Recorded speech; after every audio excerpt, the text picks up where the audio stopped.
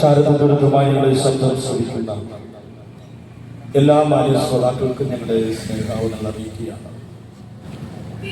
ഈ ഉച്ചയോടടുത്ത സമയത്ത് ഈ കവലയിൽ നിന്നുകൊണ്ട് ഞങ്ങളുടെ പാട്ട് പ്രാർത്ഥനയെല്ലാം ശ്രദ്ധിച്ച ശേഷം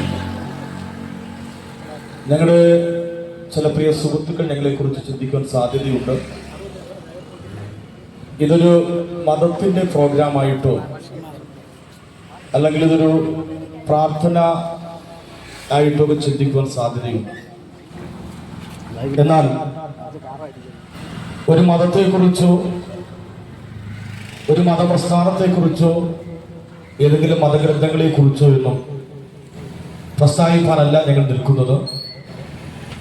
കേവലം ഈ ഭൂമിയിൽ മനുഷ്യനായി ജനിച്ച് മനുഷ്യനായി വളർന്ന് മനുഷ്യനായി തന്നെ മരിച്ചു മാറ്റപ്പെടുന്ന സകല മനുഷ്യരും അറിയേണ്ട ചില ധാർമ്മിക സത്യങ്ങളെയാണ് ഞങ്ങൾ നിങ്ങളോട് പ്രസ്താവിക്കുന്നത്. ചില ദിവസങ്ങൾക്ക് മുമ്പ് ഇറങ്ങിയ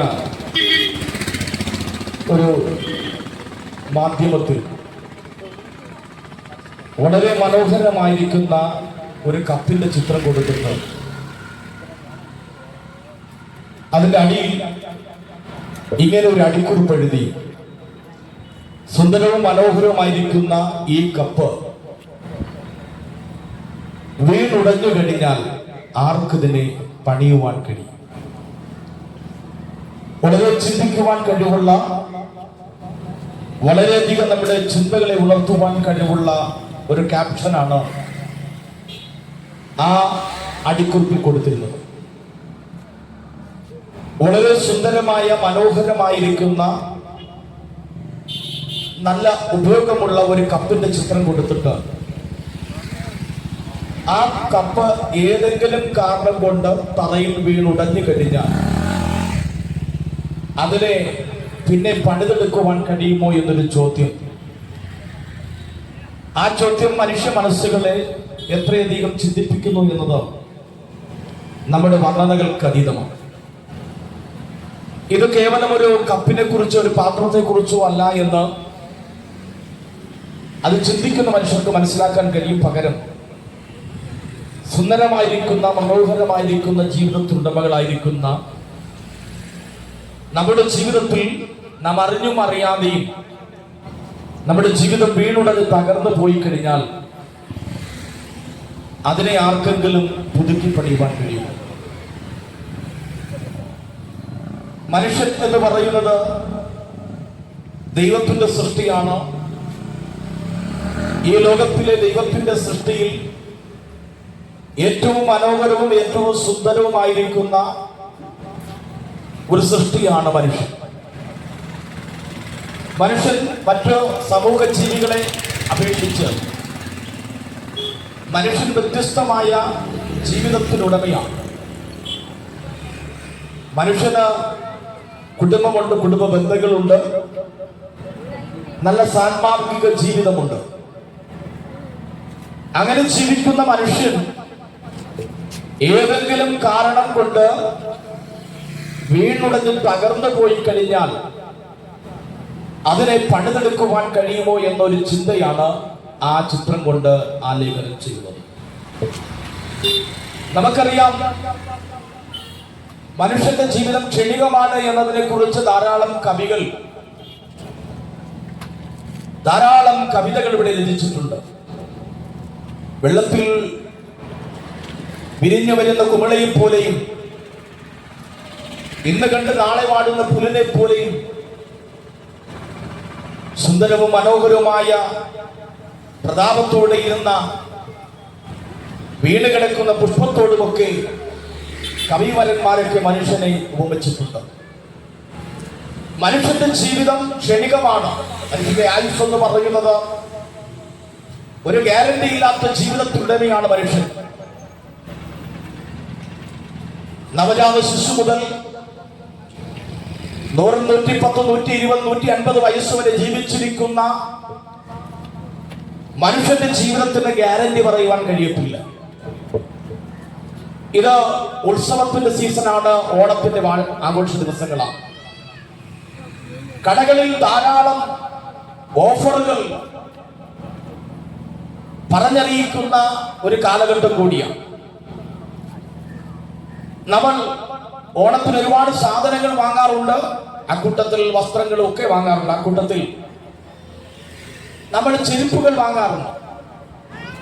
ബാറ്റ കമ്പനിയുടെ ചെരുപ്പ് വാങ്ങിക്കഴിഞ്ഞാൽ അത് റെസിപ്റ്റ് തരുമ്പോൾ കടക്കാരൻ പറയും, പ്രിയ സുഹൃത്തെ, ഈ റെസിപ്റ്റ് സൂക്ഷിച്ചു വച്ചിരിക്കണം, 6 മാസം അല്ലെങ്കിൽ 1 വർഷം ഈ ചെരുപ്പിന് എന്തെങ്കിലും സംഭവിച്ചാൽ മാറ്റിത്തരുമെന്ന് ഗ്യാരണ്ടി പറയാവും. പക്ഷേ ആ ചെരുപ്പിട്ട് നടക്കുന്ന നമുക്ക് 1 സെക്കൻഡിന്റെ ഗ്യാരണ്ടി പോലും പറയുവാൻ കഴിയാത്ത ക്ഷണികമായിരിക്കുന്ന ജീവിതത്തിനകത്ത് സുന്ദരമായിരിക്കുന്ന നിമിഷങ്ങൾ സമ്മാനിച്ചുകൊണ്ട് കടന്നു പോകുന്നതാണ് നമ്മുടെ ജീവിതം. ഈ ജീവിതം ഈ ഭൂമിയിൽ ജീവിക്കുമ്പോൾ പലരും പല രീതിയിൽ ജീവിക്കാറുണ്ട്. തിന്നുക, കുടിക്കുക, ആനന്ദിക്കുക എന്ന ചിന്തയിൽ പോകുന്നവരുണ്ട്. ചിലർ ആധ്യാത്മിക മേഖലകളിൽ ജീവിക്കുന്നവരുണ്ട്. ഈ ഭൂമിയിൽ മനുഷ്യന്റെ ജീവിതം എന്തിനാണ്? ഏറെയായാൽ 80 വർഷം കഷ്ടതയും പ്രതാപത്തോടു കൂടിയുള്ള ഒരു ജീവിതം ഈ ഭൂമിയിൽ തന്നത് എന്തിനാണെന്ന് മനസ്സിലാക്കാൻ കഴിയാതെ നെട്ടോട്ടമോടുന്നവർ ധാരാളമുണ്ട്. സുന്ദരമായിരിക്കുന്ന മനോഹരമായിരിക്കുന്ന ഈ ജീവിതം ദുഃഖവും കഷ്ടതയൊക്കെ നമ്മുടെ ജീവിതത്തിലേക്ക് കടന്നു വരുമെങ്കിലും ഈ ജീവിതം ഈ ഭൂമിയിൽ തന്നിരിക്കുന്നതിന്റെ ദൈവിക ഉദ്ദേശം ഈ ഭൂമിയിലെ ജീവിതവാസം കഴിഞ്ഞു പോവുകയും മരണത്തിനപ്പുറമായിട്ട് നമുക്കൊരു ജീവിതമുണ്ട്, അതെവിടെ ചെലവഴിക്കുമെന്ന് തിരഞ്ഞെടുക്കുവാനുള്ള ഒരു കാലഘട്ടമാണ് ഈ ഭൂമിയിൽ തന്നിരിക്കുന്ന കാലഘട്ടം. മരണം കൊണ്ട് അവസാനിക്കുന്നതല്ല മനുഷ്യന്റെ ജീവിതം. മരണത്തിനപ്പുറമായിട്ട് ദൈവമൊരുക്കുന്ന നിത്യതയിൽ ദൈവത്തോടുകൂടെ വസിപ്പാൻ ദൈവം സൃഷ്ടിച്ചാക്കിയ മനുഷ്യന് ഈ മരണത്തിനപ്പുറം എവിടെ ചെലവഴിക്കണമെന്ന് തിരഞ്ഞെടുക്കുവാനുള്ള ഒരു കാലഘട്ടമാണ്. ഞാൻ നിന്ന് പ്രസംഗിക്കുന്നത് റോഡിന്റെ വക്കിലാണ്. ഈ റോഡ്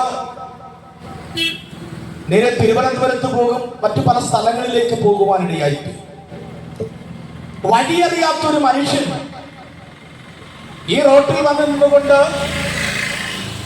തിരുവനന്തപുരത്ത് പോകേണ്ട വഴി ഏതാണെന്ന് ചോദിച്ചാൽ ചിലർ വഴി പറഞ്ഞു കൊടുക്കും.